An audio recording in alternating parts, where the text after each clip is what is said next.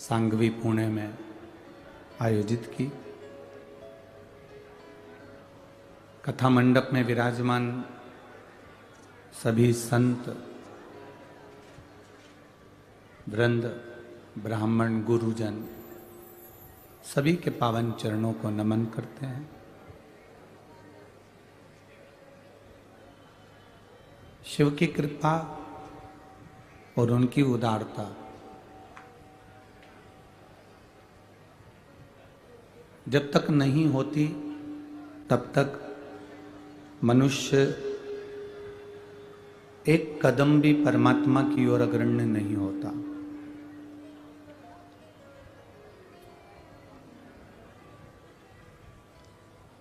पुणे वालों ने कोई भाग्य प्रबल हुए होंगे, कोई किस्मत प्रबल हुई होगी,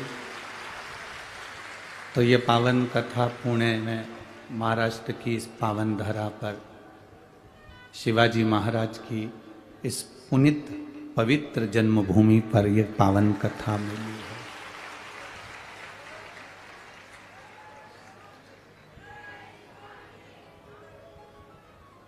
मनुष्य जन्म ले लेना बड़ा सरल है, उसमें कोई कठिनता नहीं है। आप थोड़ा सा अच्छा कर्म करोगे तो मानव का जन्म मिल सकता है, मनुष्य का जन्म प्राप्त हो सकता है। पर सबसे ज्यादा कठिन है मानव के जन्म को प्राप्त कर कर शिव की भक्ति करना।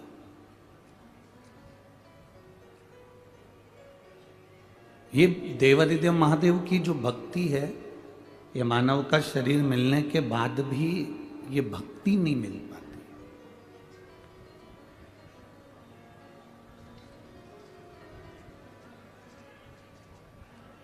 लाखों की संख्या में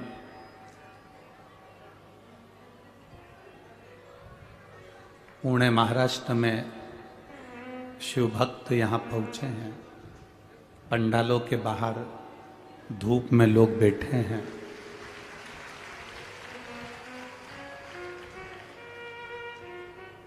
ये आपकी अविरल भक्ति है। हम जब यहां आ रहे थे तो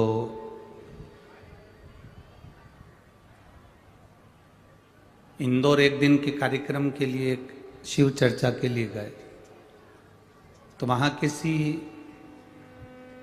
एक बंधु ने पूछा कि गुरुजी आप 7 दिन की कथा करने के लिए पुणे जा रहे हैं, और पुणे में लोग इतने व्यस्त रहते हैं मुंबई पूना में कि कथा का पंडाल छोटा लगवाना, ज्यादा बड़ा मत लगवाना, क्योंकि लोग व्यस्त बहुत है। पूर्णा और इधर पुणे में, मुंबई साइड में इधर लोगों की व्यस्तता बहुत, और मालूम पड़े आपने बहुत बड़ा पंडाल लगवा लिया और वो खाली रहे तो क्या मतलब का। तो जिन्होंने प्रश्न किया उनसे कहेंगे एक बार जरा पुणे आकर देख लीजिएगा भाव से। है? अभी तो शंकर भाव का टेंशन बढ़ा हुआ है कि कल क्या होगा तेरा कालिया। अभी तो चिंता इनकी है। हाँ, हम क्यों चिंता करें, हम तो बाबा के भरोसे चलते। अगर पहले दिन इतने आए हो तो दूसरा दिन, तीसरा दिन शंकर भाऊ भी बस यही कहेंगे, खसकते जाओ, खसकते जाओ, खसकते जाओ।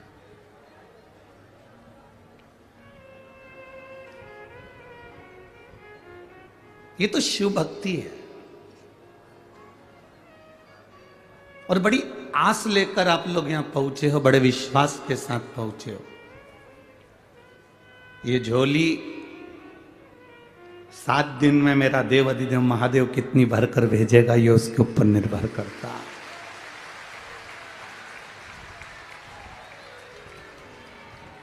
शंभु शरणे पड़ी मांगू घड़ी रे, दुख काटो दया करी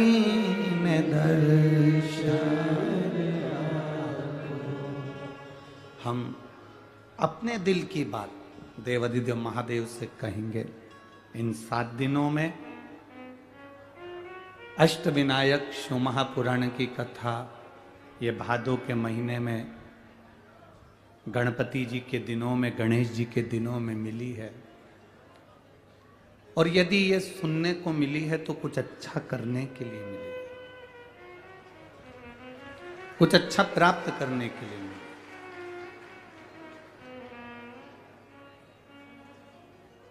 और तेरी कृपा बिना न हिले एक भी अणु, लेते हैं श्वास तेरी कृपा से तनु तनु। बखान क्या करूं मैं राखों के ढेर का, चपटी भभूत में खजाना कुबेर का। हे गंगाधार मुक्ति द्वार ओमकार तू, भोले ओमकार तू। आयो शरण तिया शंभु ताज ताज। ये 7 दिवसीय शिव महापुराण की कथा हमारे देवादिदेव महादेव और हमारे बीच एक संबंध को स्थापित करेगी।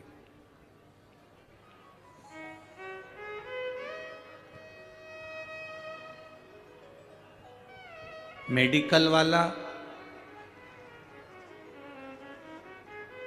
दवाइयां पढ़ लेता है,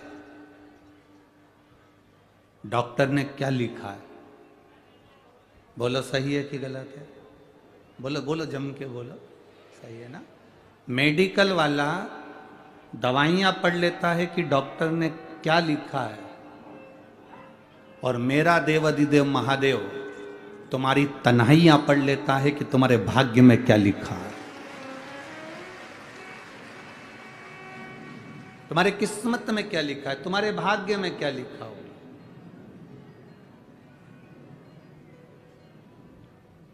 लिखने वाले ने लिख दिया पर उसको पढ़ा मेरे महादेव ने। और आपको पहले भी कथा में कहा, आज फिर कहते हैं, ये कोई साधारण से 24,000 श्लोक की ये शिव महापुराण की कथा कोई साधारण नहीं है। इसको समझने वाला ही समझ सकता।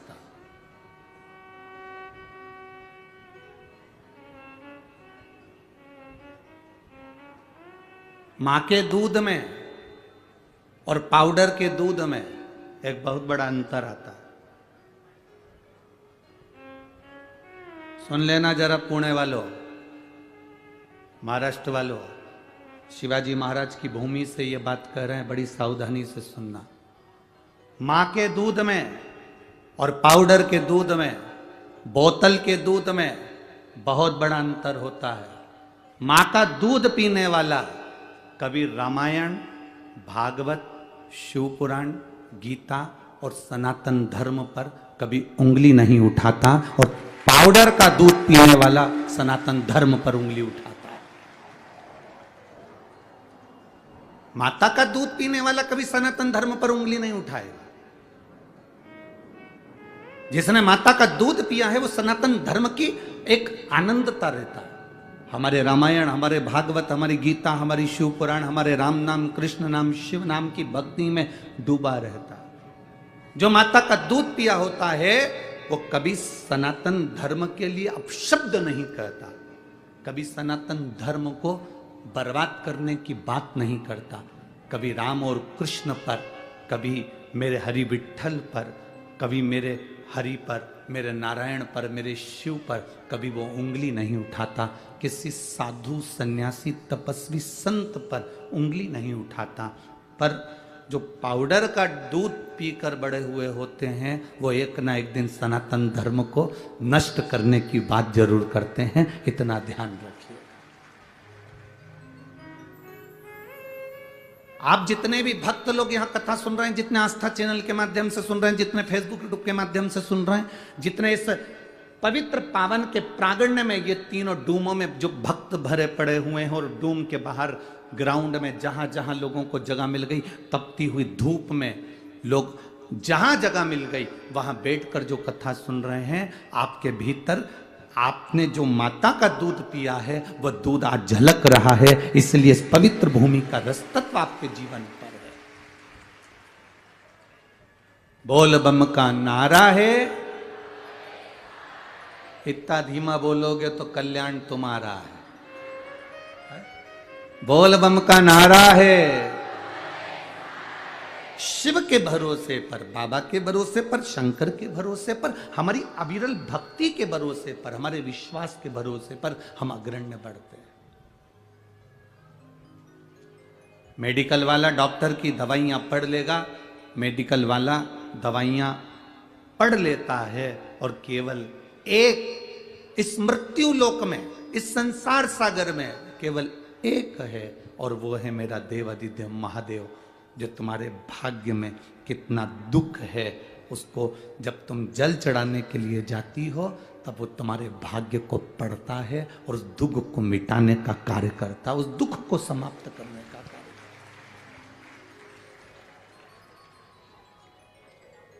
है। भूलवश भी अगर हम शिव जी के दरवाजे के सामने से निकल जाते हैं, भूलवश भी अगर हम देवादिदेव महादेव के चरणों की ओर चले जाते हैं, तो कहीं ना कहीं शिव कृपा करते हैं, शिव दया करते हैं।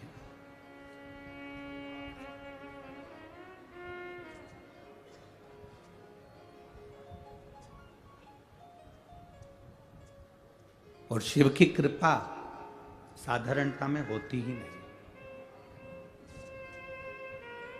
जितने कदम चलकर आप पूना में कहीं पर भी गए हो, कोई हिसाब मत रखो, पर यदि आप शिव महापुराण की कथा तक आए हो ना, ये सांगवी तक पहुंचे हो, ये पीडब्ल्यूडी के इस मैदान तक अगर पहुंचे हो, तो अपना हिसाब रखना कि मैंने 20 रुपए की बस पकड़ी, 20 रुपए बस वाले को दिया, वहां उतर कर चौराहे पे से 20 रुपए का ऑटो करा, वहां से 20 रुपए का ऑटो करके फिर आगे गई, फिर ई रिक्शा करा 20 रुपए का, 60 रुपए मैंने खर्च किए हैं। वो एक डायरी में, छोटी सी डायरी में लिख लेना, ठीक है। और जितने घंटे, जितना समय आपने देवादिदेव महादेव को शिव पुराण को दिया है, वो समय भी लिखना कि मैं घर से निकली थी इतनी बजे और पहुंची इतनी बजे और घर वापस आई इतनी बजे, ये सब लिखना। एक बोतल पानी भी अगर किसी को पिला रहे हो तो वो भी लिख लेना कि 15 रुपए का मैंने पानी की बोतल किसी को शिव पुराण के अंदर कोई भक्त शंकर का, कोई शिवालय का, शिव का कोई ओघड़ी आया था, उसको पानी पिलाया। ये सारा हिसाब तुम्हारे पास लिख कर रखना। वो मेरा देवादिदेव महादेव तुम्हें अगर हजारों लाखों में वापिस बदल करना दे दे तो बात।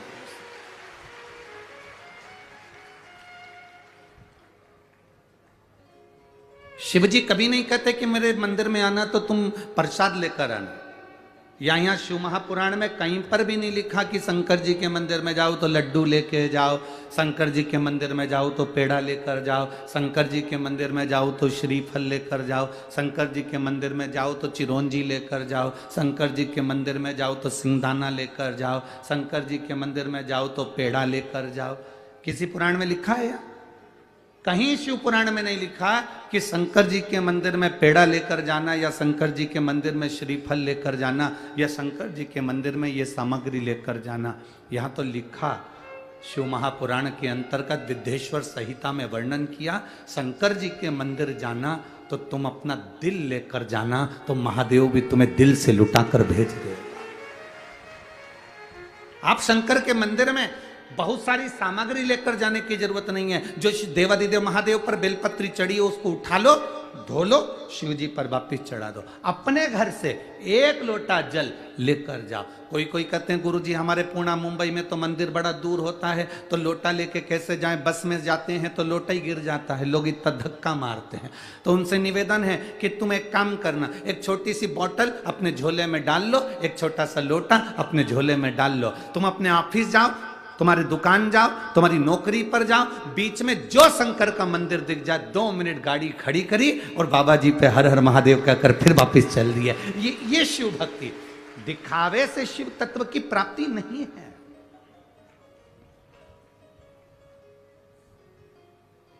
बहुत सारा त्रिपुंड लगा लोगे या बहुत सारी माला पहन लोगे तो उससे भगवान प्राप्त नहीं होगा। भगवान को पाने के लिए निर्मल मन सो मोहि पावा, मोहि छल छिद्र कपट ना भावा।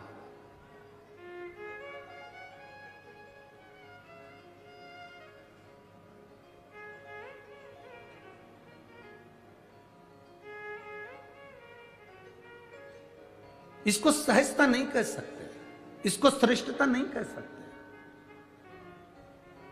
अभी हम आ रहे थे तो वो हमारे साथ में जो ड्राइवर भाऊ थे, हम तो ड्राइवर तो कहते हैं नहीं, हम तो हमेशा उनको पायलट कहते हैं, ठीक है।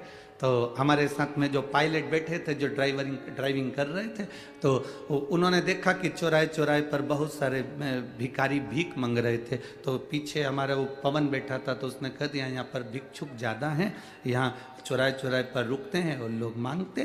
तो उसने कहा हाँ। तो हमने उस समय जवाब नहीं दिया, पर हम आज कहें आपसे कि वो चौराहे पर खड़ा हुआ भीख मांगने वाला वो भिखारी नहीं है।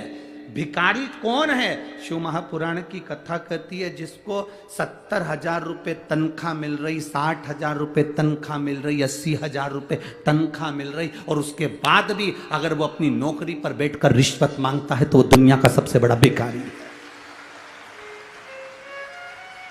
इतनी तनख्वाह मिलने के बाद अगर तुम रिश्वत मांगो, इतनी तनख्वाह मिलने के बाद अगर तुम थोड़ा सा पैसा ज्यादा ले लो, इतनी तनख्वाह मिलने के बाद भी अगर तुम्हारा पेट नहीं भराता और तुम दूसरे से कुछ न कुछ ज्यादा पाने की आशा रखते हो, तो चौराहे के भिखारी से बदतर तुम वो भिखारी हो। अपनी आनंदता के साथ आप अपनी जिंदगी नहीं जी पा रहे।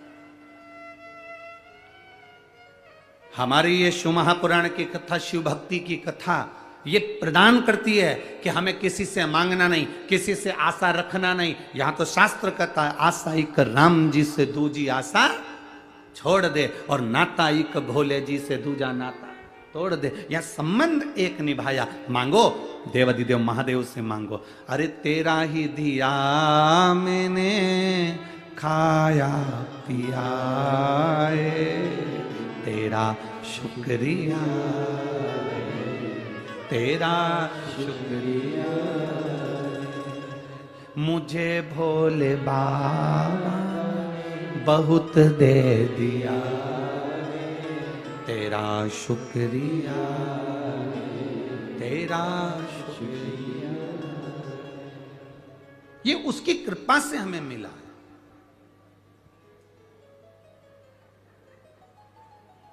ये उसकी दया से हमें मिला है, और उसकी कृपा बिना संसार में कुछ भी नहीं है। अगर मेरी जीजियों, ओ महाराष्ट्र वालियों, और मेरे जीजाओं, ओ महाराष्ट्र वालों जो बैठे हो, ये शंकर भगवान को धन्यवाद देना, अपने देवत को, अपने देवता को धन्यवाद देना कि तेरी कृपा थी जो ये भादों के महीने में हरतालिका तीज भी पड़ रही है तो सोमवार की पड़ रही है, गणेश चतुर्थी भी पड़ रही तो मंगलवार की पड़ रही है। कितनी कृपा तूने करी कि इस भादों के महीने में ये मेरे पुणे महाराष्ट्र में शिवाजी की धरा पर, ये संतों की पुण्यमय भूमि पर ये शिव महापुराण की कथा प्राप्त हो रही है। कुछ तो पुण्य हमारे प्रबल हुए। मैं धन्यवाद दूं अश्विनी ताई को, लक्ष्मण भाऊ जगताप जी को।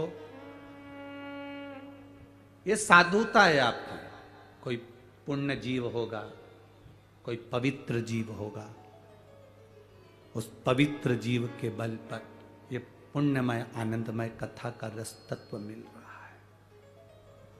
पुण्यता है।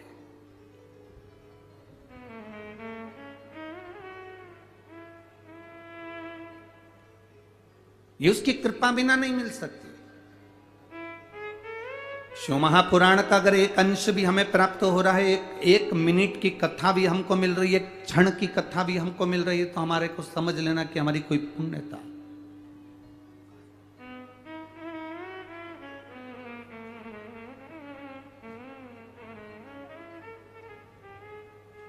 दो बजे से कथा हो रही है, 5 बजे तक चलेगी। हाँ, कल की कथा भले 2 बजे नहीं है, कल की 1 बजे से 4 बजे तक है, पर परसों फिर वापिस 2 बजे से हो जाएगी।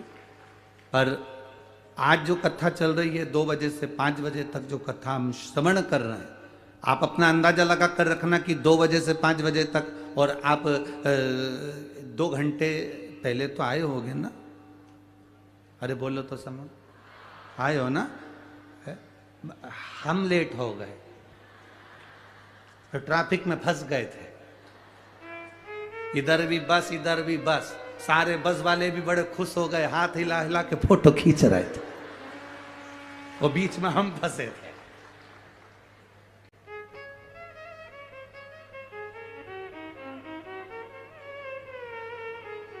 अब वो पायलट सायरन भी बजाए, पाँव पाँव पाँव करे भी सरी, इतने में वो सायरन बजाए तो 2-3 बस वाले और उतर के बाजू में आके खड़े हो गए, और बस में से इशारा कर रहे हैं। अब हम समझे कि अगरबत्ती लगाने का बोल रहा है, तो पायलट बोला अगरबत्ती नहीं गुरुजी, कांच नीचे कर।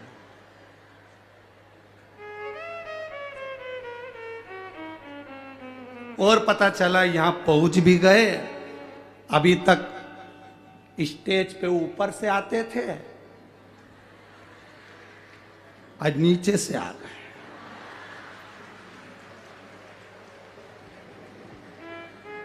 तो हमारा वो सावन महाराज हमसे कह रहा था, गुरुजी आज पहली कथा ऐसी है जो स्टेज में नीचे से घुस के ऊपर आए। हमने कहा कथा भी तो गणेश जी की है, उनका जो चूहा है ना वो कहीं से भी घुस के निकल आता है, तो आज अपन वही बने हुए, ये तो शिव कृपा। और बची कुची थी तो आप लोगों ने दिवाली मना दी, पटाखा फोटो की और फुलझड़ी है। हमको ऐसा लग रहा था जैसे पूछो मती भगवान। सही गणेश जी तो बैठेंगे 19 तारीख को, और हमें ऐसा लग रहा था कि आज गणेश जी महाराज बैठे स्वागत। पर कुछ भी कहो,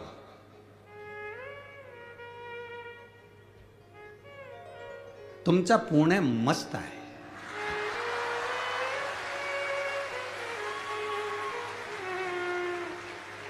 ये शिव भक्ति है, अवघड़ है, और होना भी चाहिए महाराज।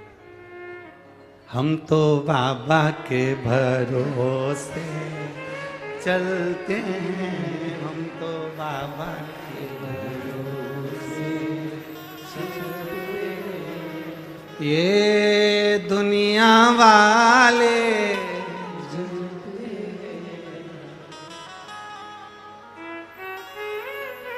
तुम तो बहुत जल्दी खड़े हो गए रे।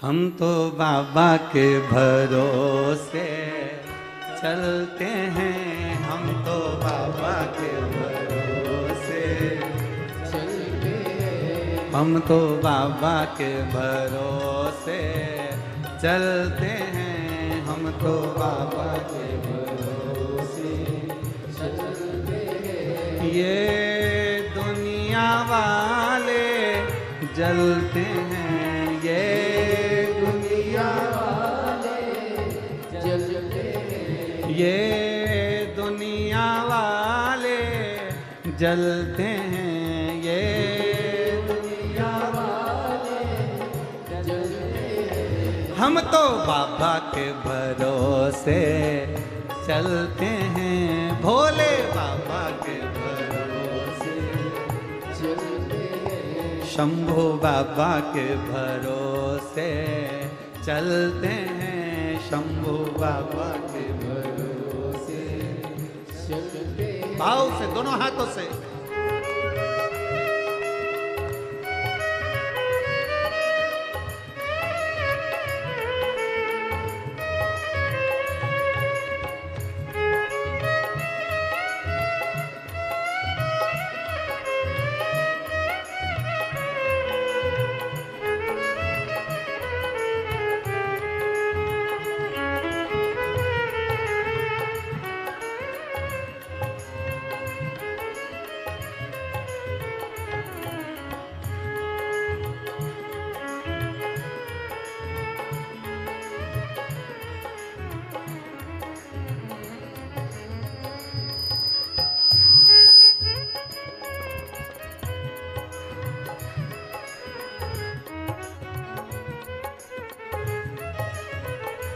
शंभू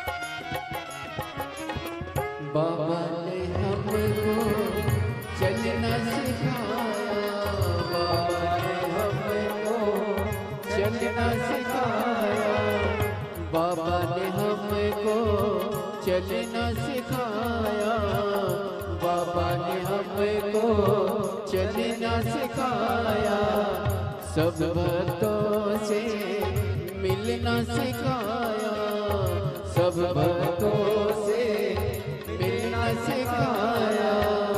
हम तो सीना तान के चलते हैं, हम तो सीना तान के चलते हैं, हम तो बाबा के भरोसे चलते हैं, हम तो बाबा के भरोसे चलते हैं, के भरोसे चलते हैं, भोले बाबा के भरोसे चलते हैं, शंभू बाबा के भरोसे चलते हैं, शंभू बाबा के भरोसे चलते हैं, हम तो भोले के भरोसे चलते हैं, भोले बाबा के भरोसे चलते हैं, शंभू बाबा के भरोसे चलते हैं, शंभू बाबा के भरोसे चलते हैं।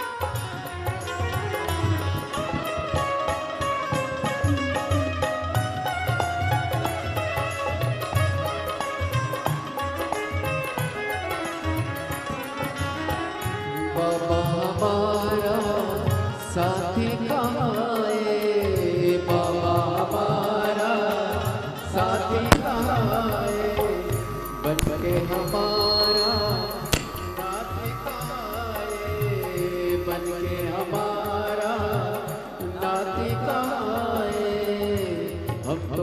इनके भरोसे चलते हैं, हम तो इनके भरोसे चलते हैं। भोले बाबा के भरोसे चलते हैं, भोले बाबा के भरोसे चलते हैं। ये दुनिया वाले जलते हैं, ये दुनिया वाले जलते हैं, ये दुनिया वाले जलते हैं, ये दुनिया वाले जलते हैं। हम तो बाबा के भरोसे चलते हैं, हम तो बाबा के भरोसे चलते हैं, भोले बाबा के भरोसे चलते हैं, भोले बाबा के भरोसे चलते हैं। शंभो बाबा के भरोसे चलते हैं, शंभो बाबा के भरोसे चलते हैं। हर हर अपने स्थान पर बैठकर भगवान देवाधिदेव महादेव से अपने हृदय की बात बड़े भाव के साथ, आनंद के साथ बाबा देवाधिदेव महादेव से प्रार्थना करिए। जहाँ जगह मिले वहाँ बैठकर भाव से बोलिएगा, बाबा देवाधिदेव महादेव से प्रार्थना करिए।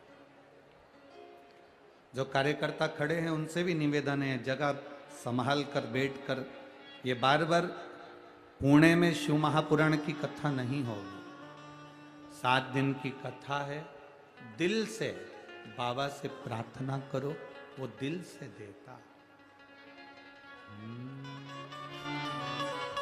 जिसको भी श्री शिवाय नमस्तुभ्यम आता है वो अपने उच्च स्वर में बाबा से प्रार्थना करेंगे, भाव के साथ में बोलेंगे।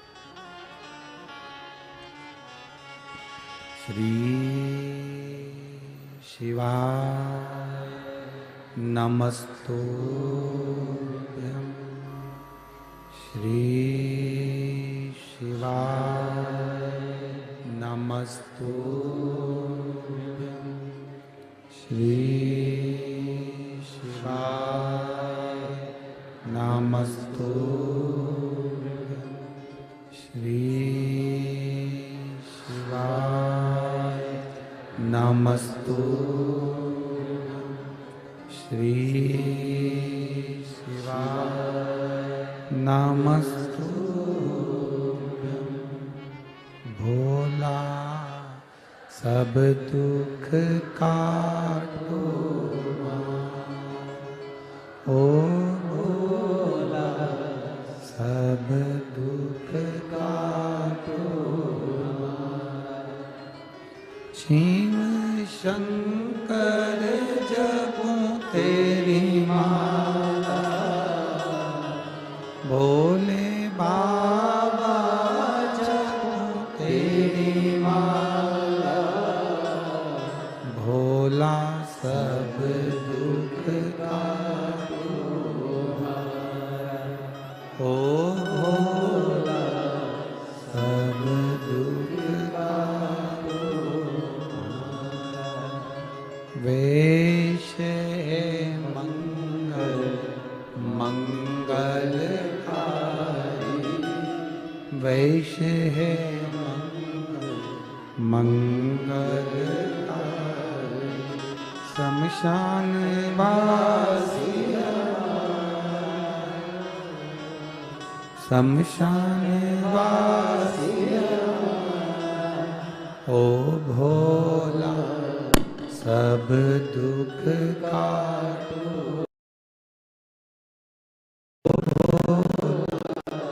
सब दुख काटो।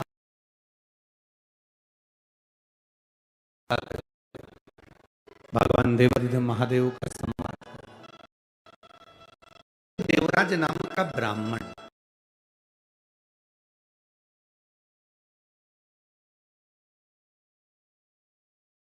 कृपा से बेलपत्री के वृक्ष के नीचे चोरी का धन लेकर पहुंचा था और भगवान शंकर की कृपा से उसके प्राण छूटे थे। 2 क्षण की शिव महापुराण की कथा सुनकर वो भगवान देवाधिदेव महादेव के धाम चले गए। कितनी देर की कथा सुनी थी? 2 क्षण की कथा, केवल 2 क्षण। कोई तुमसे पूछे शिव महापुराण में जाकर बैठते हो तो मिलता क्या है, उससे कहना 2 क्षण शिव महापुराण की कथा में पहुंचकर। एक पत्र आया, देखिए। ज्यादा पत्र तो अभी हमने पढ़े नहीं है समय के अभाव में।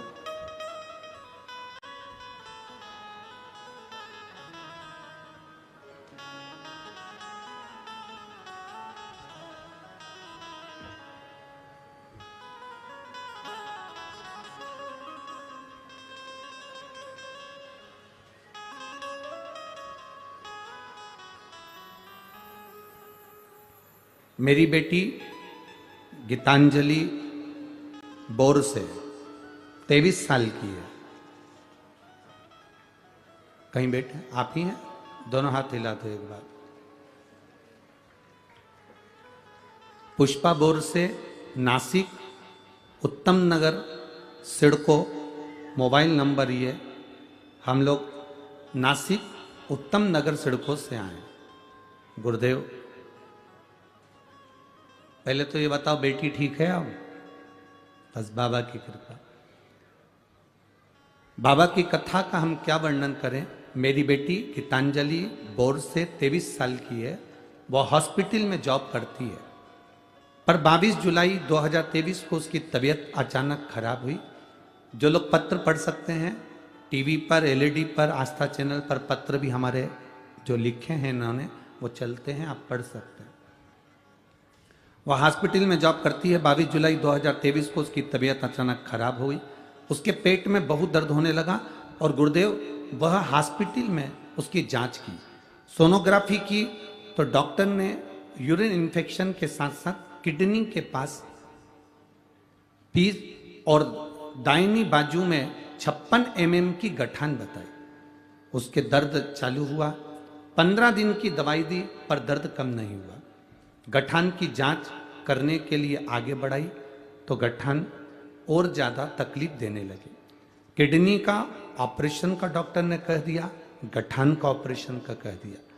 डॉक्टर से हमने 15 दिन का टाइम मांगा। गुरुदेव,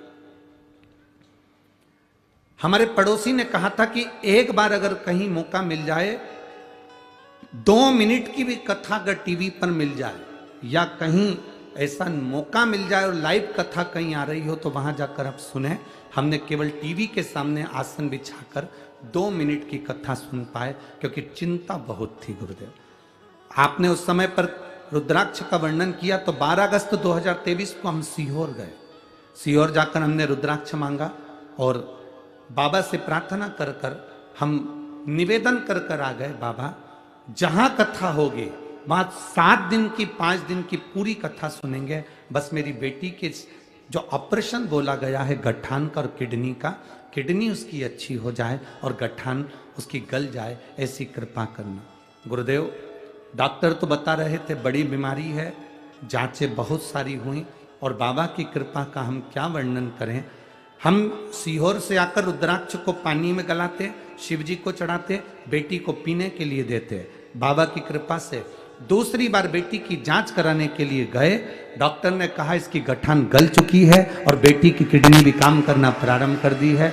इसलिए हम बाबा के चरणों में इस शिव महापुराण की कथा को श्रवण करने के लिए आए। शिव तत्व है। बैठिए बाबू, एक बार दोनों हाथ हिला दो। हर हर महादेव। बैठिए। 2 क्षण की भी कथा यदि जिंदगी में मिल रही है तो उसका फल क्या। एक पत्र और आया, देखिए, थानेदार का फोटो भी लगा हुआ है, ठीक है। एक पत्र और आया और राखी भी भेजी है दीदी आपने। आपकी राखी को, लड्डू को स्वीकार है बाबा के चरणों में।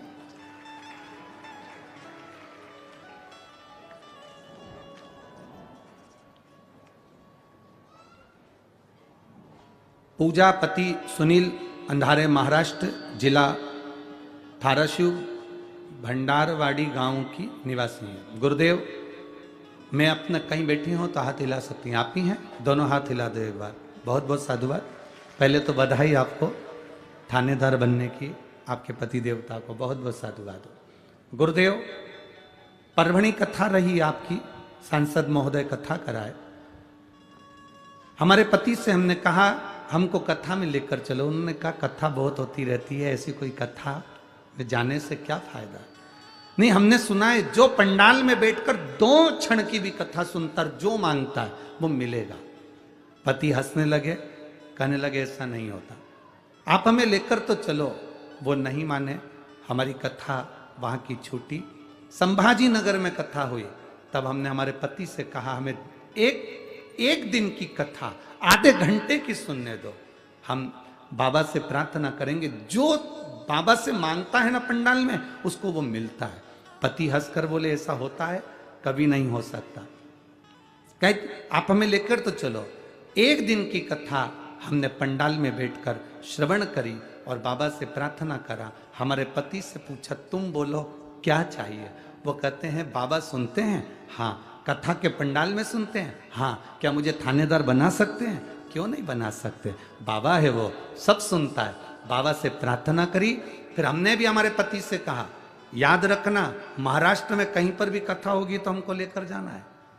तो हम बाबा से प्रार्थना कर देते। और मेरे बाबा से मैंने प्रार्थना करी, कथा श्रवण करी और बाबा की कृपा से मेरे पति थानेदार बन गए। इसलिए मैं बाबा की कथा को श्रवण करने के लिए यहाँ पहुंची हूँ। शिव तत्व की प्राप्ति, बैठिए बहन, हर हर महादेव। शिव की प्राप्ति का केंद्र बिंदु है। एक क्षण की भी कथा हम अपनी जिंदगी में सुन रहे हैं। शिव महापुराण तो वो पुराण है जो दिल से श्रवण कर लेता है, वो यहां से खाली झोली नहीं भरी हुई लेकर जाता है। ये शिव तत्व। अरे लुटा दिया भंडार काशी, कर दिया मारा ये शिव तत्व की प्राप्ति, ओघड़ी की प्राप्ति।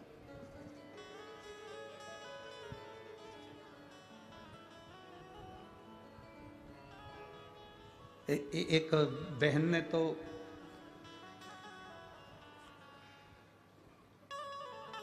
मेरा नाम सुअंकिता जयेश पवार है। मेरे पति नौकरी की वजह से दुबई में रहते हैं और हमारी शादी को कई वर्ष हो गए। गुरुदेव, संतान का सुख नहीं था, दिखाया डॉक्टरों को भी, पर संतान का सुख नहीं हुआ। कहीं बैठी हैं जिन्होंने पत्र लिखा है, सुअंकिता जयेश पवार, कहीं बैठी हो तो हाथ हिला सकती हैं। अंकिता जयेश पवार, कहीं बैठी हो तो हाथ हिला सकती हैं, जहां कहीं भी बैठी हो। कई साल हो गए थे, संतान का सुख नहीं था। गुरुजी, एक तो पति विश्वास नहीं करते, हमने विश्वास करा, हमारे पति से कहा बाबा पर भरोसा रखो। रजस्वला धर्म के 7वें दिन सफेद आंकड़े की जड़ का प्रयोग सियोर वाला महाराज बताता है, अपन करते हैं।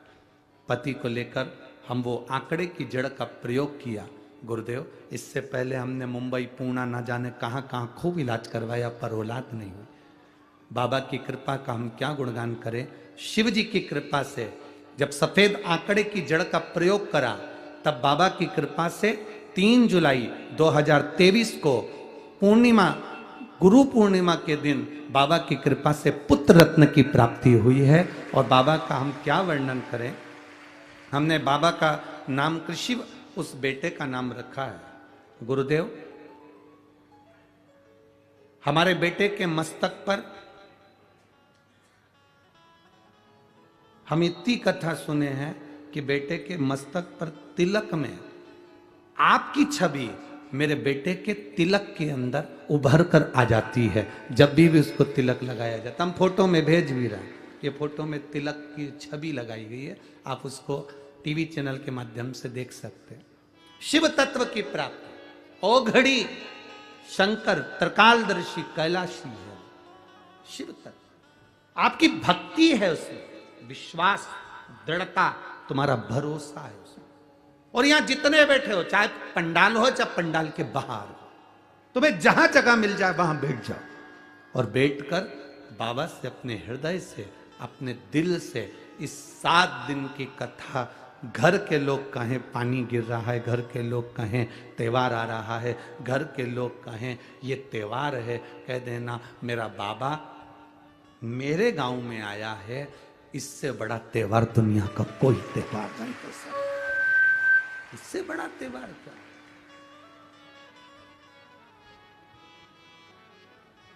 खाली न जाता कोई दर से तुम्हारे, खाली न जाता दर से तुम्हारे, मैं भी खड़ी हूँ नन्ही बाहें पसारे, अपने हृदय लगा लो, लगा लो, गिरा जा रहा हूं, उठा लो। ये शिव तत्व की प्राप्ति का केंद्र बिंदु है। हम तो कहेंगे शंकर भाऊ जगताप जी को आप बार बार धन्यवाद देना कि ये पावन कथा पुणे में आ गई है। बहुत बहुत साधु।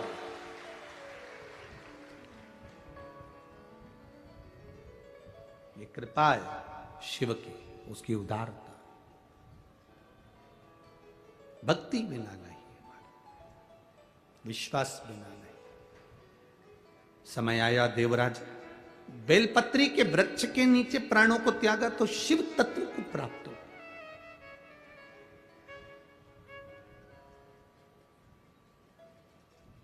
एक बेलपत्री की पत्ती,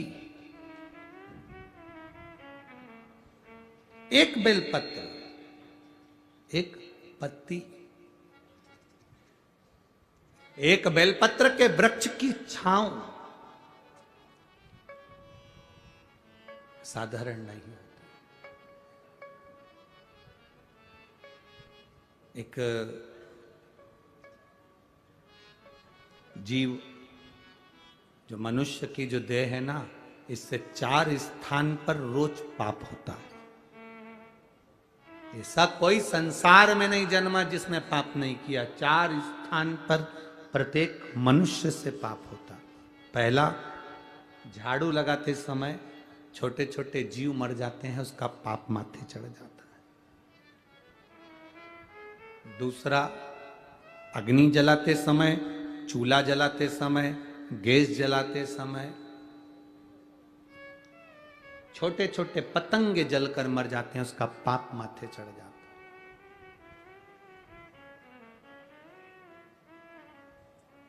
स्त्री, किसी पुरुष को हमने कहा कि जब रोटी बनती है, चूल्हा जलता है, लकड़ी में आग लगती है, तब पाप माथे चढ़ता है। तो पुरुष ने कहा हम तो रोटी बनाते ही नहीं है, नारी स्त्री रोटी बनाती है। अगर नारी रोटी बनाती है तो सारा पाप उसी के माथे चढ़ता होगा,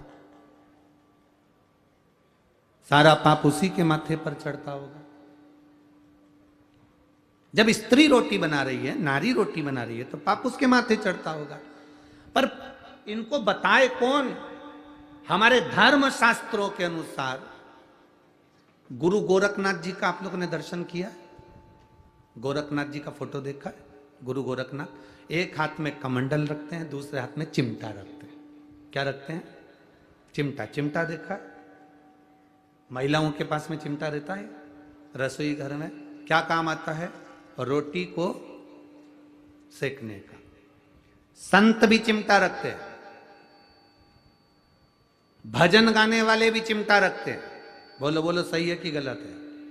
संत भी चिमटा रख रहे हैं, भजन गाने वाले भी चिमटा रख रहे हैं, और घर की नारी भी चिमटा रखती है। कभी स्त्री से पूछना कि तुम ये चिमटा क्यों रखती हो, और वो भी गैस के पास, चूल्हे के पास, किस लिए रखती है? क्यों रखती है? जैसे गुरु गोरखनाथ जी की जहां पर सुंदर गोरखनाथ जी की जहां पर सुंदर आनंद के साथ में मंदिर होता है और वहां पर एक सुंदर धुनी जलती रहती है, उस धुनी में एक चिमटा फंसा रहता है।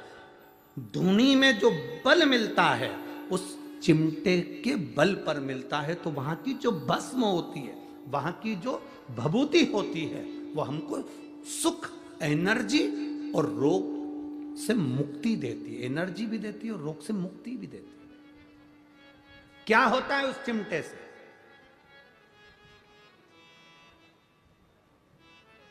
क्यों स्त्री के हाथ में वो चिमटा आ गया? कभी सोचा, कभी विचार किया? संतों की कृपा। एक बार गुरु गोरखनाथ जी महाराज भ्रमण कर रहे थे। भ्रमण करते करते स्त्री पर उनकी दृष्टि पड़ी। गुरु गोरखनाथ ने देखा कि ये नारी बड़ी दुखी है, बड़ी दुखी। घर का भोजन बनाना, बर्तन धोना, कपड़े धोना।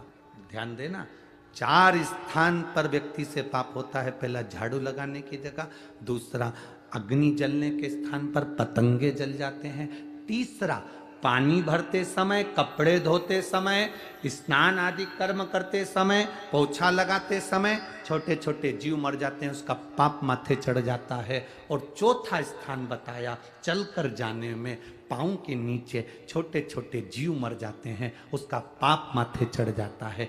4 स्थान पर प्रत्येक मनुष्य से पाप होता है। गुरु गोरखनाथ जी ने उस स्त्री को देखा, उसको देखकर गुरु गोरखनाथ जी ने देखते से अपनी आंखों में जल भर लिया कि ये नारी जगत का कल्याण करने वाली, इसके गर्भ में जो संतान जन्म लेती है वो विश्व का कल्याण करती है। और इस नारी के पास में पाप भ्रमित हो रहा।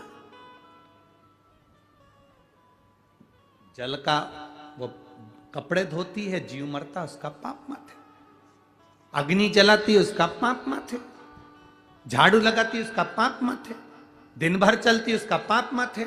चरण के नीचे जीव मर जाते। इस स्त्री का कल्याण कैसे हो सकता है? इस नारी का कल्याण कैसे हो सकता है?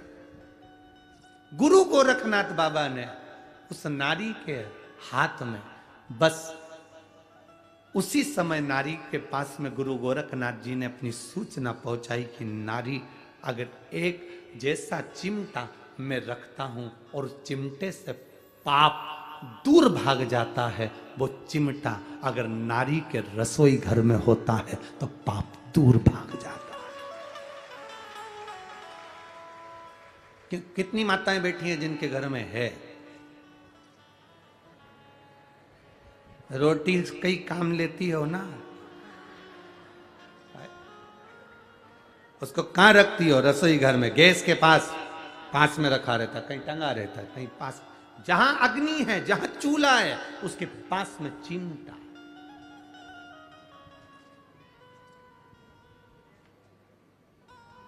कहने वाले कह देते हैं नारी को पवित्र माना गया, कहने वाले कह देते हैं नारी के ऊपर पाप की गठरिया। ना, मेरे गुरु गोरखनाथ जी ने स्त्री को भी पवित्र कर दिया और उसके पाप की गठरिया को आधा कर दिया। मेरे गुरु गोरखनाथ जी स्त्री को पवित्र कर दिया। शिव के अवतार हैं गुरु गोरखनाथ, भगवान शंकर के अवतार। किसी का दुख, गुरु गोरखनाथ जी किसी के दुखी के दुख को देखकर स्वयं गोरखनाथ जी भी दुखी हो जाते और विचार करते रहते थे गुरु गोरखनाथ की, इसको सुख कैसे मिले, इसको सुख का अनुभव कैसे हो।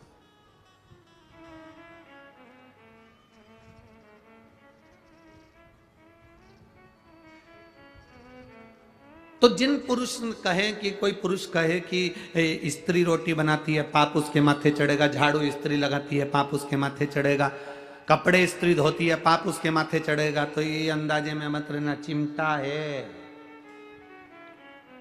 चिमटा है।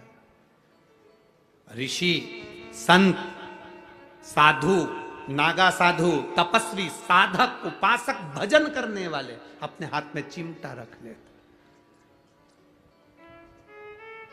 किसी ने पूछा, स्त्री चिमटे से रोटी पकड़ती है, संत क्या पकड़ते हैं? हम कहते हैं वो भगवान की भक्ति को पकड़कर जनमानस का कल्याण कर देते हैं। जनमानस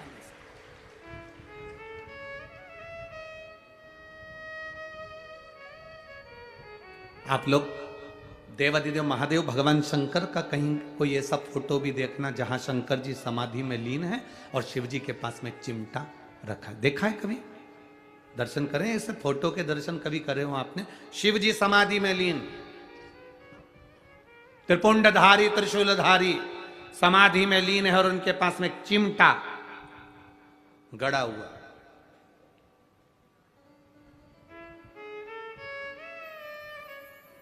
सुख प्रदान करना।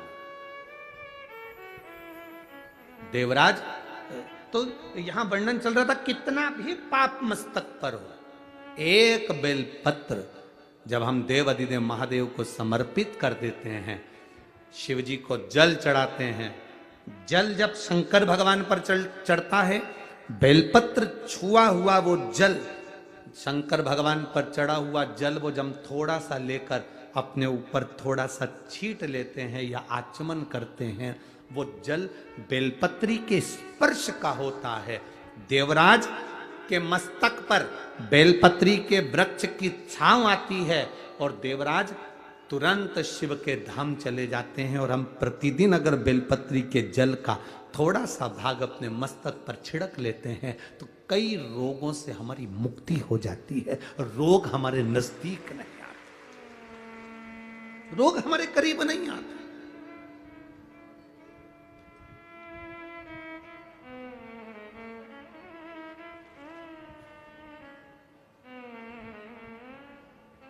अष्ट विनायक में एक विनायक, सबसे प्रबल विनायक, अष्ट विनायक में सबसे प्रबल,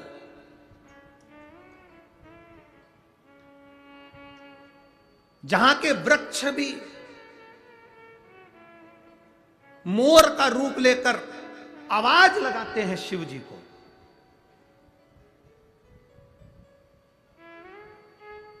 जहां की नदी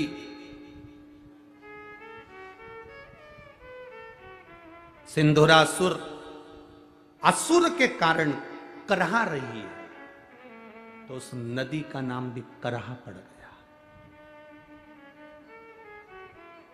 ऐसे देव अधिदेव महादेव, ऐसे मेरे शिव, ऐसे मेरे ओघड़ी, शंकर की पवित्र पावन भूमि मयूरेश्वर भगवान श्री मयूरेश्वर गणेश विनायक, अष्ट विनायक में एक विनायक।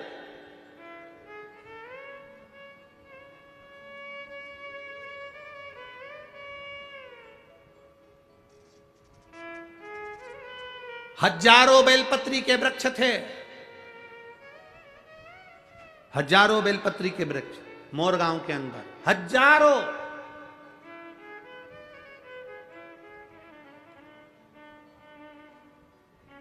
और शिव जी की अति प्रिय भूमि थी मोरगांव, अति प्रिय भूमि। पूर्णा के इस पवित्र आनंद में, पूर्णा के इस जिले के अंदर, पुणे के अंतर्गत ये मयूरेश्वर सुंदर गणेश जी के अष्ट विनायक में एक विनायक है। शायद हमारे हिसाब से तो अष्ट विनायक की पहली यात्रा यहीं से प्रारंभ होती होगी, जहां तक अगर विचार हो तो मयूरेश्वर से ही प्रारंभ होती है। अष्ट विनायक की पहली दर्शन यात्रा अगर कोई निकलती होगी तो मयूरेश्वर से निकलती होगी। पहली मयूरेश्वर आता होगा, फिर उसके बाद दूसरे दूसरे गणेश। क्यों? हजारों बेलपत्री के वृक्ष, शिव जी की परमप्रिय भूमि। आज देवादिदेव महादेव ने माता पार्वती जी को साथ लिया।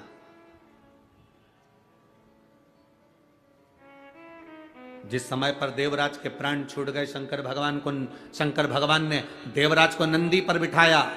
नंदी पर बिठाकर भगवान शंकर देवराज को लेकर कैलाश धाम चले गए, तो पार्वती जी ने भगवान शिव जी से प्रश्न किया।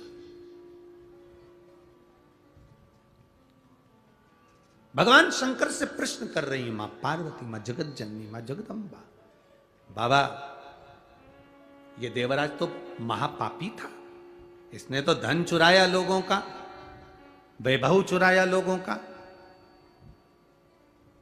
हम आपसे एक निवेदन करेंगे, आप जब भी कथा सुनने के लिए किसी पंडाल में जाओ, चाहे सियोर वाले महाराज के यहाँ कथा में आओ, चाहे किसी महाराज के यहाँ जाओ, चाहे भागवत सुनने जाओ, चाहे रामायण सुनने जाओ, चाहे शिव महापुराण की कथा सुनने के लिए जाओ, हम दूसरी पुराण से हम ये नहीं कहेंगे कि भागवत में या रामायण में तुम जेवर पहनकर जाओ कि ना जाओ, पर शिव महापुराण में कभी भी कथा सुनने आना तो सोने का कोई जेवर, कोई सोने का मंगलसूत्र हो, सोने की चेन हो, सोने का हार हो या वीआईपी कोई चीज हो, तो वो कथा के, ये अग्नि का ध्यान रखिएगा, थोड़ा सा दिया ऐसा सरका,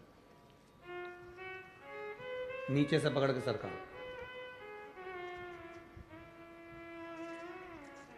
बस ठीक है, ठीक है। शिव महापुराण की कथा में कभी भी जाना, सोने का ज्यादा आभूषण नहीं, कुछ नहीं सोने, मेरे ओघड़ी जैसे जाओ। हम शंकर जी को दिखाने जा रहे हैं कि शंकर जी से मांगने जा रहे हैं? हम शिव जी से कहने जा रहे हैं कि तेरा नाम कुबेरेश्वर महादेव है, तेरा नाम कुबेरेश्वर महादेव है, तो कुबेर का भंडार भरने वाला है, तो साधारण नहीं है। हम तेरे चरणों में आए हैं और जो देगा तू देगा। यहां आने से पहले आप जी सोने की चेन मैन मंगलसूत्र जो भी सोने का सामान है आपके पास में जो आर्टिफिशियल है वो पहन, पर यहां सोने का आभूषण नहीं, उसके द्वार पर आ रहे। कारण तुम्हारा कोई सामान चले गया तो तुम्हारा दिल दुखेगा, और तुम्हारा दिल नहीं दुखेगा, सबसे ज्यादा दिल मेरे महादेव का दुखेगा कि इसकी कोई वस्तु यहां आई थी और चली गई। दिल महादेव का। और एक बात आप लोगों से कहना चाहेंगे, चोटों की तो आदत रहती है, वो आते हैं, जैसे कथा सुनने धर्मात्मा आते हैं, पुण्यात्मा आते हैं, संस्कारवान लोग आते हैं, बड़े पुण्य वाले लोग आते हैं, तो कथा सुनने चोटे भी आते हैं। ऐसा नहीं है कि नहीं। पर एक बात बताओ, चोटों ने ना जाने कितनी कथाओं में कितनी चेन काटी होगी, एक चेन अगर काटी होगी तो लाख रुपए की होगी। बोलो तो सही है कि गलत है? जम के तो बोलो जरा, सही है ना? 1,50,000 रुपए की एक चेन काटी होगी, एक कथा में ना जाने कितनी चेन काटी होगी। अभी तक तो चोर भी करोड़पति बन गया होता, पर आज तक चोटा चोटा ही रिया। आज तक चोटे से प्रमोशन नहीं कर पाया, और जिनकी चली भी गई, देवादिदेव महादेव ने उसको और 2 तोला बढ़ाकर उसके गले में डलवा दी। ये बात चली भी गई तो उसने दे, पर चोटे का प्रमोशन नहीं हुआ। तो मेरा निवेदन है चोटों से कि तुम्हारा प्रमोशन आज तक नहीं हुआ और ना होगा। अगर किसी का दिल दुखाओगे तो जिंदगी में कभी सुखी नहीं रह पाओगे, ये निश्चित रखिए। आप सुखी रहे। हम शिव महापुराण की कथा कहती है, अड़भंग शिव है, अड़भंग।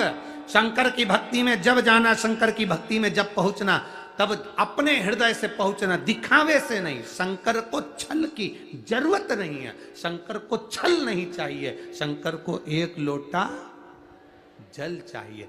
छल से कभी शिव प्रसन्न नहीं हुआ, शंकर कभी प्रसन्न नहीं हो सकता तुम्हारे छल से।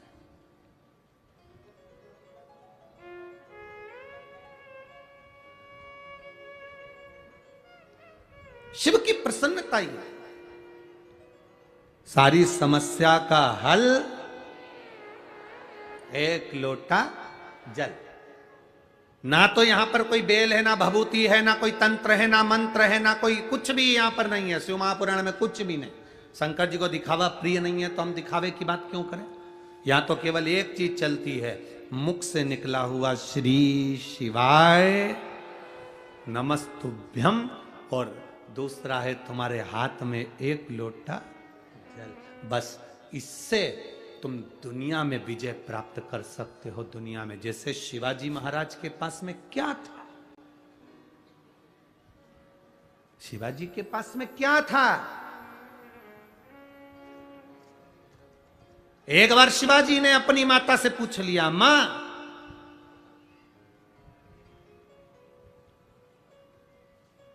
अगर दुश्मन प्रबल भी है, बहुत प्रबल दुश्मन है, और उस दुश्मन को भी आधा करना हो। मैंने कथाओं में सुना है मां, जब बाली के सामने कोई जाता था तो उसका बल आधा बाली में चला जाता था, बाली आधे बल को खींच लेता था। तो मां अगर संसार सागर में हमारे पास इतना तप नहीं है, हमारे पास इतना बल नहीं है, फिर भी सामने वाले दुश्मन के बल को अगर आधा करना है और अपने बल को प्रबल करना है तो युद्ध के मैदान में करा क्या जाए। तब शिवाजी की माता ने केवल एक नारा शिवाजी को दिया था, हार हार महार। एक नारा शिवाजी को दे दिया, शिवा जब तू टूट पड़े, तेरे सामने तेरे हाथ में अगर तलवार भी नहीं हो तब महादेव के नाम को पुकारना, सामने वाले का बल आधा हो जाएगा और तू विजय होकर आएगा। तो विजय माहिल्या, माहिल्या बेधव्य हो गई, माहिल्या विधवा हो गई, अकेली रह गई, जीतूंगी कैसे? इधर से लोग आक्रमण कर रहे, उधर से लोग आक्रमण कर रहे, सामने से लोग आक्रमण कर रहे। माहिल्या की नगरी को चारों तरफ से घेर लिया गया। अकेली माहिल्या अपने बेटों को देखकर दुखी हो रही है, आंखों से आंसू बह रहा था अहिल्या के। तब अहिल्या ने याद किया, मेरी मां कहती थी अगर तेरे पास में शंकर है, शिव है, तो किसी की सामर्थ्यता नहीं कि कोई तेरे इस सिंहासन पर राज्य कर ले। अहिल्या ने सोचा, ऐसा मां के शब्द माता अहिल्या को याद आए और मां अहिल्या अपने हाथ में शंकर के शिवलिंग को उठाकर चारों तरफ से जब द्रोही सेना लेकर खड़े हो गए, तब माहिल्या शिवलिंग को हाथ में लेकर खड़ी हो गई। द्रोहियों विचार करने लगे कि इधर से हमारी सेना लेकर आ रहा है, उधर से ये सेना लेकर आ रहा है। माहिल्या की सेना उस समय पर तैयार नहीं हो पाई युद्ध के लिए, क्योंकि चारों तरफ से द्रोही चढ़ रहे थे। हुआ क्या? माहिल्या ने अपनी माता के शब्द याद करे कि एक शंकर का शिवलिंग अगर तुम्हारे पास में है तो वो द्रोहियों के लिए हथगोले और बम के बराबर है। और माहिल्या ने वो शिवलिंग अपने पास रखा। इधर से जो सेना आई वो इधर की सेना से भिड़ ली, पीछे की सेना आगे की सेना से भिड़ ली, और सिंहासन माहिल्या का फिर बच गया, केवल एक देवादिदेव महादेव के लिए, केवल एक शिव तत्व के लिए, एक शंकर का शिवलिंग। आप लोगों ने माता अहिल्या की मूर्ति का दर्शन किया है कभी? माता अहिल्या के फोटो का दर्शन किया है कभी? माता अहिल्या की मूर्ति ऐसी कभी नहीं बनी जिस मूर्ति में माता अहिल्या के हाथ में शिव जी नहीं। माता अहिल्या का ऐसा कोई फोटो नहीं मिलेगा जिसमें माता अहिल्या के हाथ में शंकर का शिवलिंग नहीं। क्यों? क्योंकि माता अहिल्या कहती हैं ये शिव तत्व मेरे भीतर है, इसलिए आज मैं राजमाता बनकर बैठ सकी। एक विधवा, एक बेधव्य, जिसका पति चले गया हो, वो नारी अपने आप को अकेला समझती है। अब होगा क्या? कौन देखेगा? कौन संभालेगा? क्या होगा? उस नारी को चाहिए तुम अकेले नहीं हो, बोल बम का नारा है और बाबा एक। शिव तत्व तुम्हारे भीतर है, शंकर तुम्हारे अंदर है। उस शिव तत्व को तुम्हें प्रकट करना है, उस शिव तत्व को तुम्हें प्रसन्न करना है।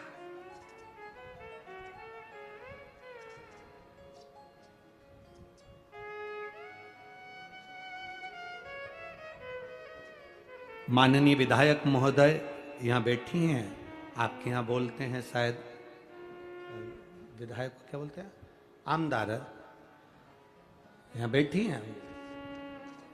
हाँ, विधायक महोदय यहाँ बैठी हुई हैं। सोचिए, शंकर शिव तत्व, आप ये कथा करवा रही हैं, आप ये कथा के यजमान पद लिए हैं तो कहीं मां अहिल्या के चरित्र को अपनी जिंदगी में उतार कर रखना कि शिव तुम्हारे साथ है। ये भीतर उतार कर रखना। कोई चले जाए, कोई अच्छा था और वो अच्छा ही ये कथा देकर गया, ये समझिए ये शिव तत्व दिया है, वो घड़ी कोई साधारण नहीं हो सकता। तेरी कृपा बिना ना हिले एक भी अणु, लेते हैं श्वास तेरी कृपा से। वो घड़ी है शंकर, वो प्रकाशदर्शी है शिव, उसको पहचानो। लोग हंसेंगे, शिव महापुराण से ऐसा हो सकता है? शंकर की ये इतने पत्र, ये तो पहले दिन के पत्र हैं, अभी आखिरी दिन तक तो ढेर लगना। ये पत्रों को हम पूरा नहीं पढ़े हैं।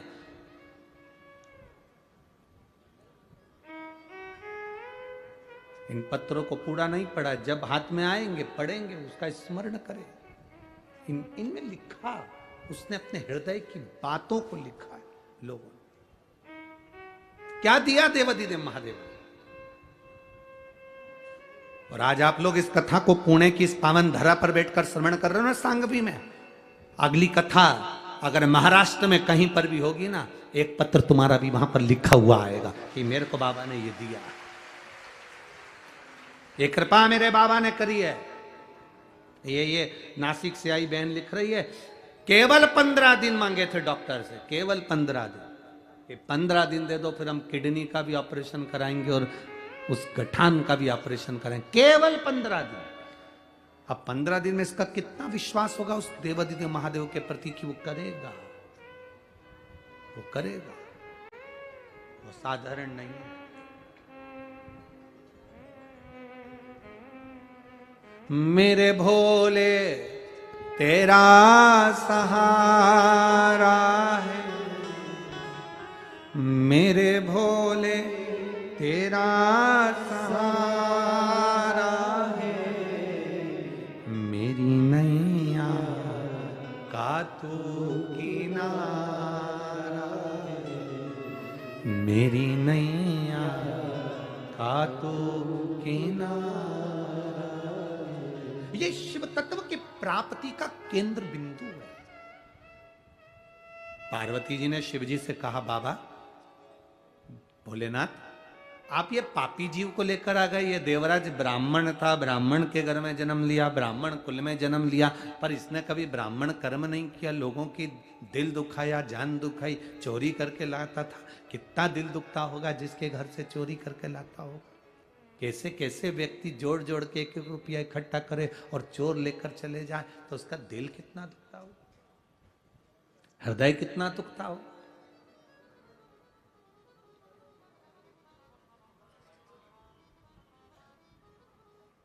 कितना दिल दुखता होगा, कितना हृदय द्रवित होता होगा। महाराज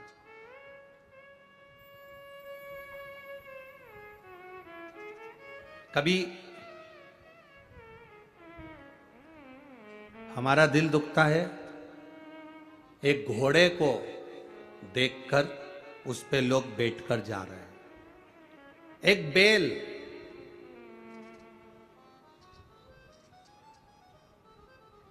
एक बैल वो गाड़ी को खींच कर लेकर जा रहा है, चलाने वाला उसको मार रहा है, दिल दुखता है। पर कभी उस बैल के पूर्व के जन्म के क्रम को उठाकर देखना तो विष्णु पुराण में लिखा है कि ये जितने योनियां मिलती हैं, ये योनियां अगर घोड़ा बना और उस पर चाबुक पड़ रहा है, कोई बैल बना उसको लोग डंडे से मार रहे हैं, कोई जानवर उसको लोग पीट रहे हैं, वो चले जा रहा है, आंख से आंसू बहते चले जा रहे हैं, इनको देखो तो अपने को दिल दुखता है कि ये क्यों मार रहे हैं। पर विष्णु पुराण कहती है, गरुड़ पुराण कहती है, पूर्व में इसने किसी का दिल दुखाया था, इसलिए वो जिसका दुखाया था वो कोड़े से पीट पीट कर उसको चला रहा है। इसने इसका खाया था, इसलिए उससे वापिस ले रहा है। ये कर्म की गति है। मत बुरे कर्म कर बंदे, वरना पछताएगा। भगवान की आंखों से तू बच नहीं पाएगा, तू बच नहीं पाएगा। अरे ओ अज्ञानी मत करना, तेरे कर्म का फल भी तू ही पाएगा। जैसा किया तूने तेरे आगे आएगा। मत बुरे कर्म कर बंदे, वरना पछताएगा। भगवान की आंखों से तू बच नहीं पाएगा, तू बच नहीं पाएगा। अपने कर्म की गति को भोगना पड़ता है।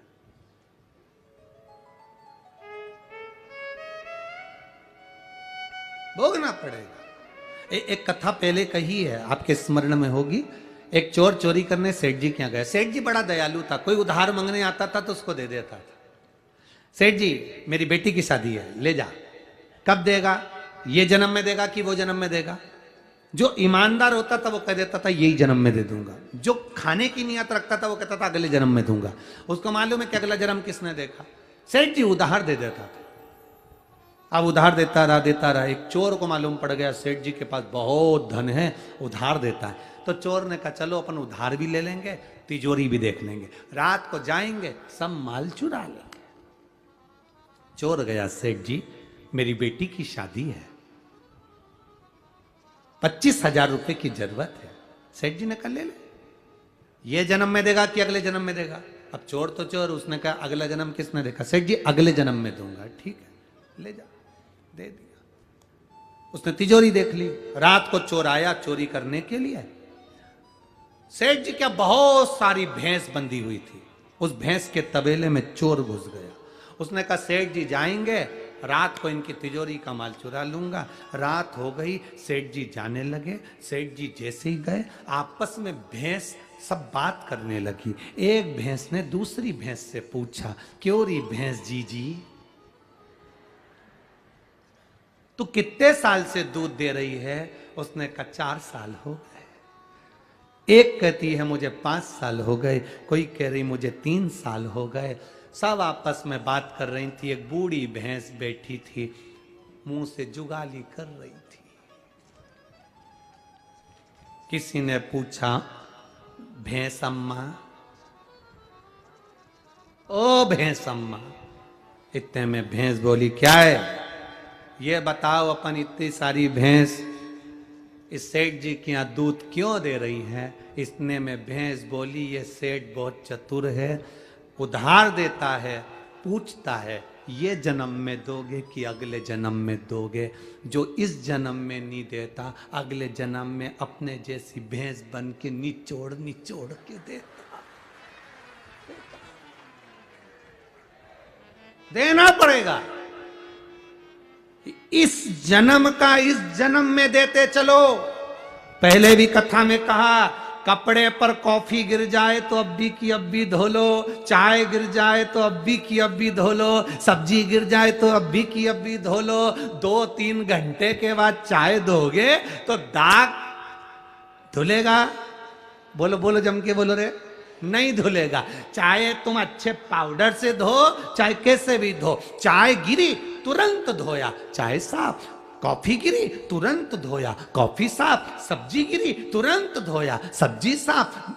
बाद में धोगे तो वो दाग रह जाएगा। इसलिए पाप अगर अभी करो तो अभी साफ करो, अभी।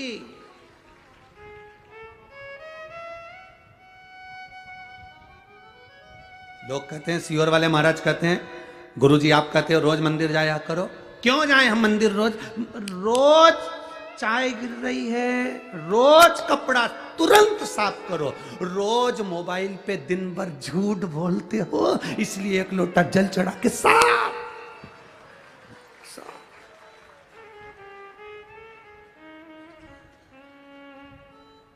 कितना झूठ।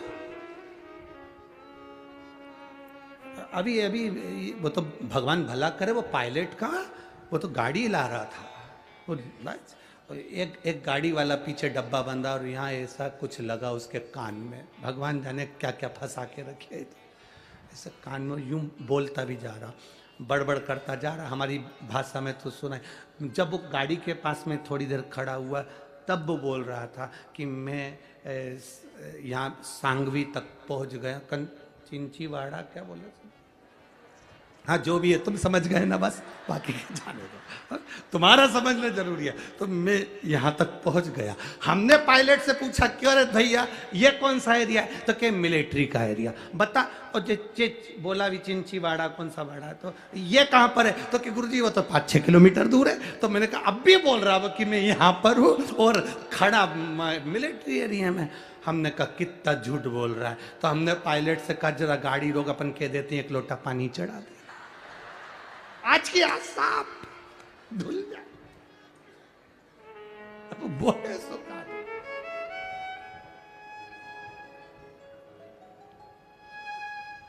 अभी चाय गिरी अब भी धो लो, पानी की सब्जी गिरी धो लो, अभी की अभी कॉफी गिरी धो लो, कपड़ा साफ। रोज पाप करते हो तो रोज शंकर जी के मंदिर जाके एक लोटा जल चढ़ा के अपने पाप को रोज धो लो।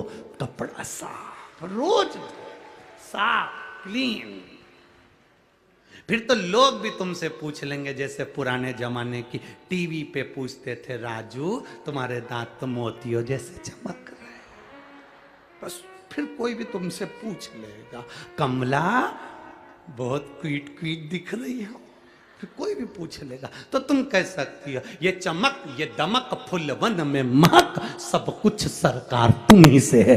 एक लोटे जल की चमक है जो मेरे चेहरे पर चमक रही है। फिर कह सकते हो क्रीम की चमक 2 महीना 3 महीना 4 महीना 6 महीना रहती है, पर अच्छे कर्म की चमक मरते दम तक रहती है, आखिरी तक चमकता है। और तुम देख लो, तुम खुद देख लो, एक होती है सास, एक होती है बहू। बहू को देखना तुम कितना मेकअप करती तब चमकती, और सास को देखना ओल्ड इज गोल्ड, कितनी चमकेगा सास को देख, एकदम चमक। सास कुछ नहीं करती, बस ऐसे ही बाल माल को लगा लोगों के बिंदी लगा के उके होठ भी अगर ऐसे थोड़े बहुत रूखे रह जाए तो थूक निकाल के पोछ पोछ के। और सास तो 1-2 घंटे तक ऐसी कुछ भी नहीं करती तुम्हारे जैसी कि 1 घंटे तक तुम पहले लाइन खींचाओ फिर वहां में डब्बा भरो, ऐसी सास नहीं करती। सास तो एक ही बार में ऐसे लिपस्टिक भी ले लेंगे तो लगा के और जो देखे वो जा। सास तो सास, उसको कोई मतलब ही नहीं। तुम्हारी चमक तुम्हारे पास, पर जो बुजुर्ग है उसके चेहरे की जो चमक होती है वो चमक इन मेकअप से नहीं होती। बुजुर्ग की चमक भगवान की भक्ति से तीव्र बन जाती है, शिव तत्व से तीव्र बन जाती है, शंकर की उदारता से तीव्र बन जाती है। ये चमक ये दमक फूल वन में महक सब कुछ सरकार तुम्हीं से है। तो ये हम अगर आज पाप कर रहे हैं तो आज धोते चलो, हम आज झूठ बोल रहे हैं आज पुण्य करते चलो, आज हमने गलत किया तो उसको पुण्य करते। मत बुरे कर्म कर वरना पछताएगा, भगवान की आंखों से तू बच नहीं पाएगा, तू बच नहीं पाएगा। इसलिए याद रखना तेरा क्या होगा रे कालिया, ये याद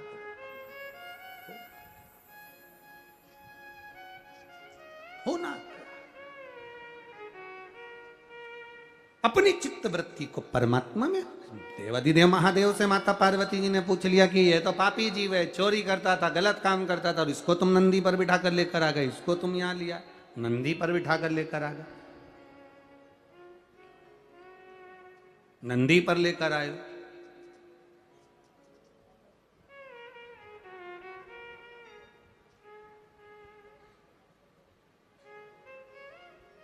अब शिवजी बोले इसने जो पुण्य करा वो सुन।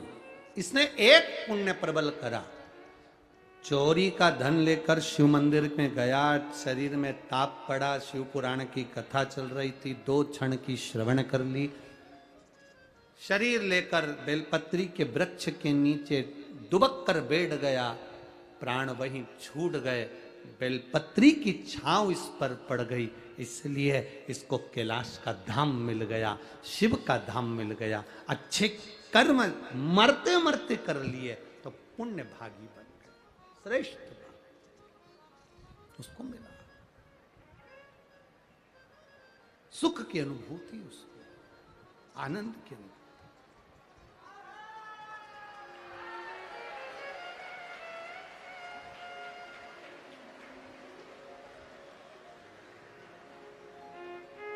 बोल गंगेश्वर महादेव की, हर हर गंगे। शिव तत्व की प्राप्ति है। पार्वती जी ने शिव जी से जब बात करी, संवाद किया, कहा, निवेदन करा, प्रार्थना,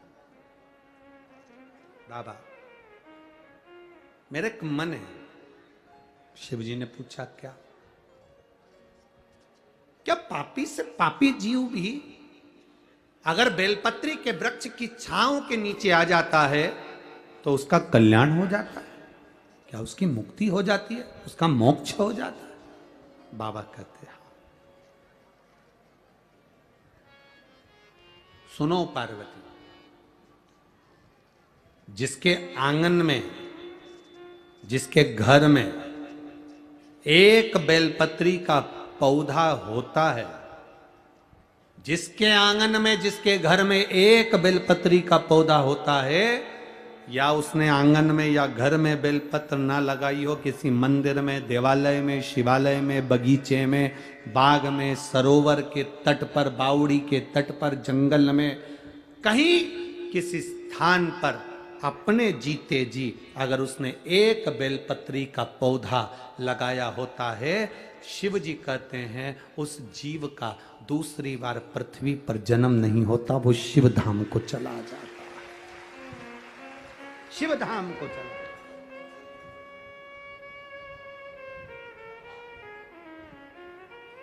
कुछ पुण्य करते चलो अपनी जिंदगी का, कुछ अच्छा कर्म करते चलो अपने जीवन का। आप लोग अगर शिव महापुराण की कथा को सुनने के लिए आते हो, हम आपसे कहते हैं कि 2 पानी की बोतल लेकर आना, अपना साथ कुछ शिव भक्तों का मुंह झूठा कराने का लेकर आना, बोलते हैं कि नहीं बोलते? कि मिला मौका, अपने नगर में अगर कोई आया है तो भूखा ना रहे, एक बिस्कुट का पुड़ा ही दे देना, भले एक टॉफी दे देना, पर मुंह झूठा जरूर। आज एक और बात कहेंगे, इस बारिश के मौसम में अगर कथा सुनने आओ तो छाते भी 2 लेकर आना। कम से कम अगर कहीं बैठे हो और कहीं नहीं है, पंडाल में व्यवस्था नहीं हो पाई कोई व्यवस्था, तो आप ले भैया तू लेके बैठ जा, हम जाए जब हमें दे देना हो, वापिस हमें देना, हम वापिस रख लें, फिर दूसरे बैठने का साधन।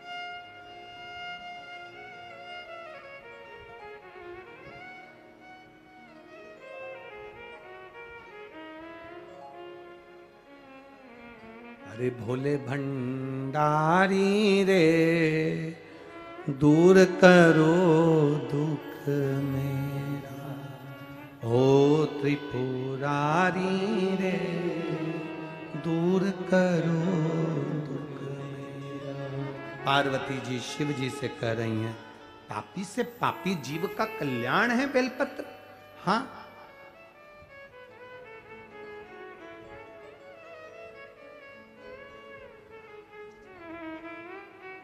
जब से शिव महापुराण की कथा में कहा गया कि शंकर जी पे चढ़ी हुई बेलपत्र उठाकर खा लेना चाहिए, बीपी, शुगर, थायराइड, गठिया, सबके लिए जो हमने कहा, जब से शिव महापुराण की कथा में कह रहे हैं कि शंकर पर चढ़ा हुआ जल पीना चाहिए, तब से कई रिसर्च सेंटरों में रिसर्च चालू हो गया कि बेलपत्री में ऐसा क्या है, शंकर पर चढ़े हुए जल में ऐसा क्या है, रुद्राक्ष का गला हुआ जल शंकर को चढ़ाने पर पीने में रुद्राक्ष में ऐसा क्या है।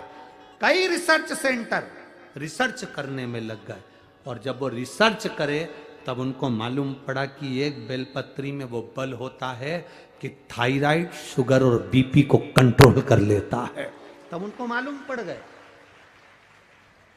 शंकर भगवान पर शिवलिंग पर चढ़े हुए जल में वो तेज पुंज होता है।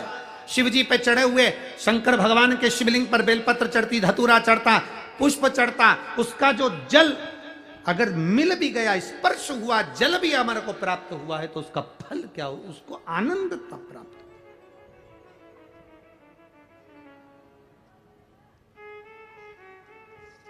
आनंद।